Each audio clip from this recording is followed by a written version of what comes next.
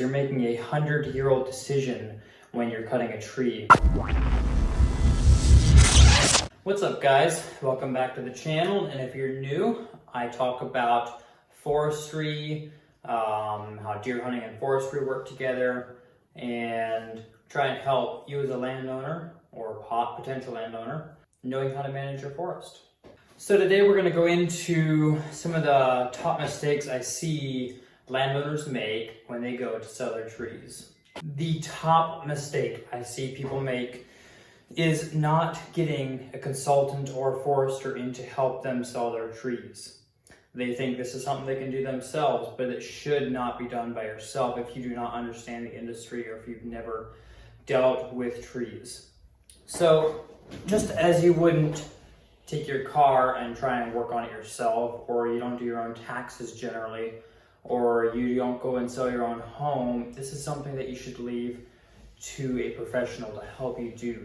You're going to actually get more out of your timber, you're going to have much less headache, and it's going to prevent a lot of times you getting in trouble with just people trying to scam you or pull a fast one on you. And this is a big deal.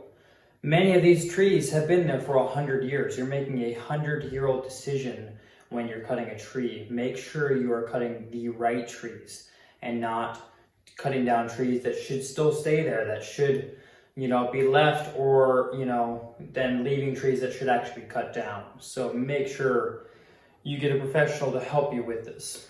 A professional is going to help you create a game plan that you want to go with for your property. It's going to help you reach the goals you have for your property, and then they're going to help you execute on those goals.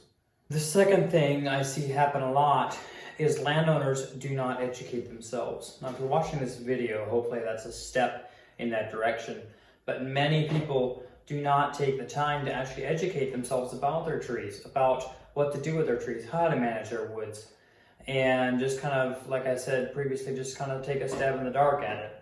And that is not the way you want to go about this. You do have the internet, you have a lot of resources at your disposal to learn more about the industry and the timber on your land. Just for example, learn what type of trees you have in your land. You can try and find out some of the going prices at this point for the trees that would be on your land, and things like that, and try and just educate yourself about the industry as a whole before just diving in and just selling your trees to some random guy that came knocking on your door. That is very, very seldomly a good idea. Now, the third thing I see happen a lot of times is guys not having a clue what a job is going to look like when it's done. A lot of mills want to come in and cut your woods at anywhere from 16 to 18 inches. And most landowners have no idea what that's actually going to look like. And then they go and freak out then once the job is finished, because it's much worse than they expected. It's often going to look like a tornado came through at that diameter cut.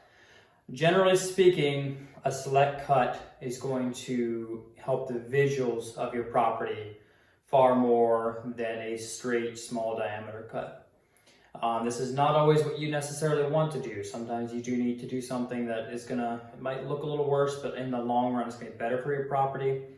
But visually speaking, most of the time, a select cut is going to be the best option for you. Something I recommend is, if you are working with a consultant or a forester, have them take you to some of their jobs that they've done. Let them show you what an 18-inch diameter cut looks like. Let them show you what a select cut looks like. And that's going to give you a really, really, really good idea of what you want to do with your property and what you feel is going to be best long-term for your property. The last thing that I see often, I work in the woods every day, and we do subcontract logging, and often we do have diameter cuts on those parcels. And what I run into quite a bit is landowners, when they agree to say cut it at 18 inches, like the job we just finished up, we were bringing logs out, and in the evenings he would often go out and start measuring logs in the pile, which is great. He should be doing that. That's going to keep himself safe. But there was a lot of misunderstandings that happened with that. So when we cut a tree down, we almost always trim up the butts so that they're nice and clean to go into the mill. But that's going to take away the diameter. You're not going to have that 18 inches anymore. And then sometimes they measure them at the small end.